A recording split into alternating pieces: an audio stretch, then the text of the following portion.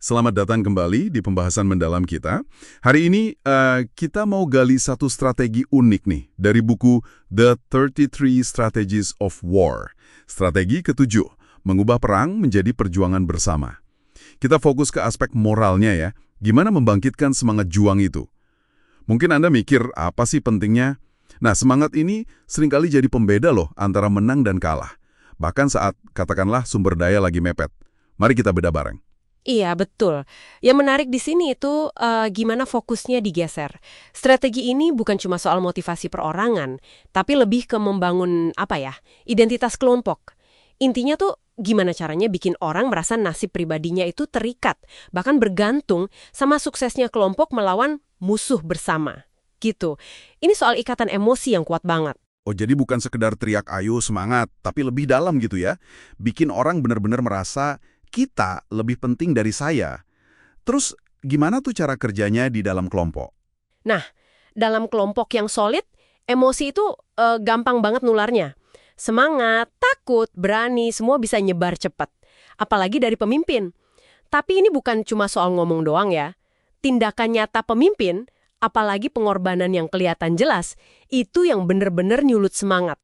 Kalau lihat pemimpinnya ikut susah, ikut berjuang bareng, orang jadi merasa perjuangan itu ada artinya gitu. Wah ya, kayak kisah Jenderal Simarang Trucu itu ya. Saya ingat dia kan nggak cuma perintah dari atas tenda, tapi turun langsung, ngawasin sumur, dapur, bahkan ngerawat prajurit yang sakit. Dia makan jatah yang sama persis loh sama prajurit biasa. Jadi, tindakan personal gitu ya kuncinya.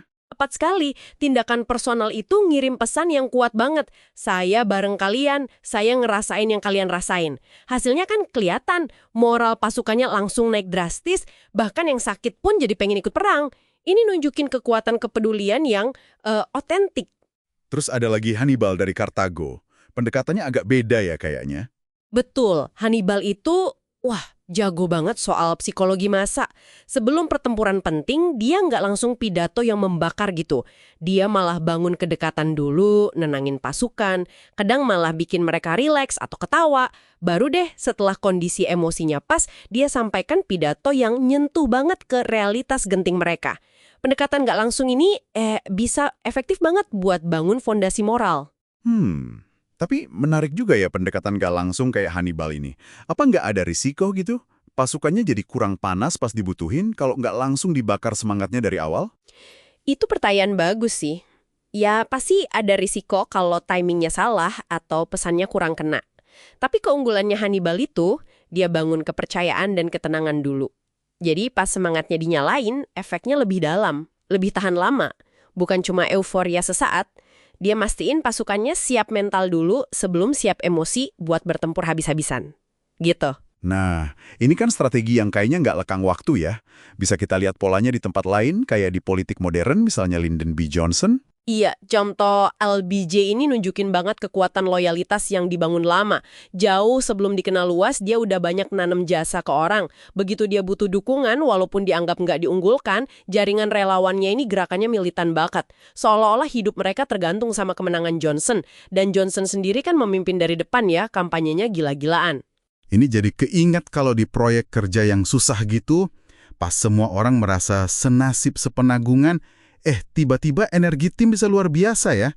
Rasanya mirip-mirip nih. Persis, ini negasin lagi, mimpin dari depan, nunjukin pengorbanan, bikin aturan main hadiah atau hukuman terasa adil dan berarti, itu semua bahan bakar moral. Tim atau pasukan yang termotivasi kayak gini bisa melakukan hal-hal yang di atas kertas kayaknya nggak mungkin, bisa nutupin kekurangan sumber daya. Mereka berjuang karena percaya, bukan cuma karena diperintah. Tapi ya, perlu diingat juga sih, loyalitas yang membara gini kadang bisa bikin pendukung jadi kurang kritis juga ke pemimpinnya. Jadi ada sisi, potensi negatifnya juga. Oke. Jadi kalau kita tarik benang merahnya nih ya, inti strategi moral ini adalah mengubah tantangan jadi semacam perjuangan suci bareng. Kuncinya di ikatan emosi, kepemimpinan yang kasih contoh nyata, dan fokus ke tujuan bersama yang rasanya lebih gede dari kepentingan pribadi. Bukan cuma soal logistik, tapi soal hati dan pikiran. Betul, dan kalau kita lihat gambaran besarnya, kekuatan moral kolektif ini seringkali bisa jadi pengganda kekuatan yang luar biasa. Bisa ngatasin berbagai keterbatasan materi atau posisi. Ini ngingetin kita kalau kepemimpinan sejati itu punya dimensi psikologis dan emosional yang dalam banget. Nah, sekarang ini mungkin sebuah pemikiran buat Anda bawa pulang.